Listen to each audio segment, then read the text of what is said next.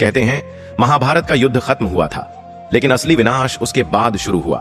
कुरुक्षेत्र की धूल में सिर्फ खून नहीं था, वहां चीखें थीं, श्राप थे और वह साए जो अब तक जिंदा है।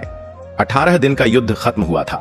कौरव मारे गए, पांडव जीते, पर जीत की कोई खुशी नहीं थी। कुरुक्षेत्र का मैदान लाशों से भरा पड़ा था। चारों ओर कटे हुए सिर, टूटे हुए बाण, सड़ती हुई लाशें और रोती हुई हवाएं। गिद्ध आकाश में मंडरा रहे थे, कुत्ते सैनिकों की हड्डियां चबा रहे थे और सियारों की आवाजें दूर से आती थीं, जैसे कोई कह रहा हो अभी विनाश बाकी है। हस्तिनापुर में जब युधिष्ठिर को राजा बनाया गया तो उन्होंने सिर झुकाकर कहा, मैं राजा नहीं बना, मैं तो बस एक लाशों के ढेर का उत्तराधिकारी हूं। उन्हें रात में नींद नहीं आती थी। हर रात उन्हें अभिमन्यु की चीखें सुनाई देती। द्रौपदी की आंखें हर बार दुशासन के खून से भीगी दिखाई देती। भीम जिसने दुर्योधन की जांघ तोड़ी, वो अब अकेले बैठकर रोता था। हर रात उसे दुर्योधन की कराह सुनाई देती, जैसे कोई कह रहा हो भीम न्याय और प्रतिशोध में फर्क होता है। अर्जुन जिसने जयद्रथ को मारा, कर्ण को हराया, अब अपने ही गांडीव को हाथ लगाने से डरता था। उसे लगता था मैंने धर्म नहीं निभाया, मैंने अपनों को मारा है।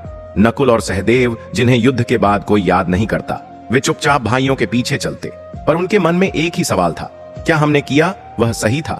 कृष्ण सब कुछ देख रहे थे, उनकी मुस्कान गायब हो चुकी थी।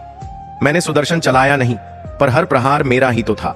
मैंने धर्म के नाम पर अधर्म भी कराया, लेकिन अब यह युद्ध मेरे भीतर भी चल रहा है। उन्होंने रथ से उतरते हुए अर्जुन से कहा, अब समय है सच का सामना करने का। युद्ध तो केवल शुरुआत थी। धरती की धड़कन रुक गई थी। जिस दिन सूर्यपुत्र कर्ण गिरे थे, वह युद्ध नहीं हारे, वह वक्त से हारे। पर कर्ण की आत्मा अब भी रो रही थी, क्योंकि उसने अंतिम समय में एक श्राप दिया था, जो धर्म का झूठा मुखौटा पहनकर अधर्म करेगा, उसका अंत अपनों के हाथों ही होगा। और यही शाप अब पांडवों की छाया बन चुका था। जब युद्ध समाप्त हुआ, गांधारी ने देखा उसके 100 बेटे मारे गए। उसने क्रोध में कृष्ण को श्राप दे दिया, जैसे मेरे वंश का अंत हुआ, वैसे ही यदुवंश का भी विनाश होगा।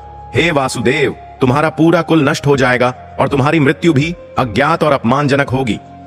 कृष्ण ने कुछ नहीं कहा, सिर्फ आकाश की ओर देखा और उसकी आंख से एक आंसू बह निकला। श्राप लग चुका था। अब समय की उल्टी गिनती शुरू हो चुकी थी। कुछ ब्राह्मणों ने बताया कि अब कुरुक्षेत्र में रात को अजीब आवाजें आने लगी थीं। रथ के पहिए खुद ब खुद घूमते थे। कर्ण की कराह हर तीसरी रात सुनाई देती थी। कर्ण की मां राधा रोज सपने में जलता हुआ बेटा देखती थी। कोई रथ चलाए बिना चल पड़ता और कोई आवाज कानों में कहती, युद्ध अभी खत्म नहीं हुआ। कई महर्षियों ने बताया, महाभारत एक युद्ध नहीं था, वह तो बस एक द्वार था। अब जो समय आ रहा है वह है कलयुग का, और उसका जन्म हुआ है कुरुक्षेत्र की इसी राख से।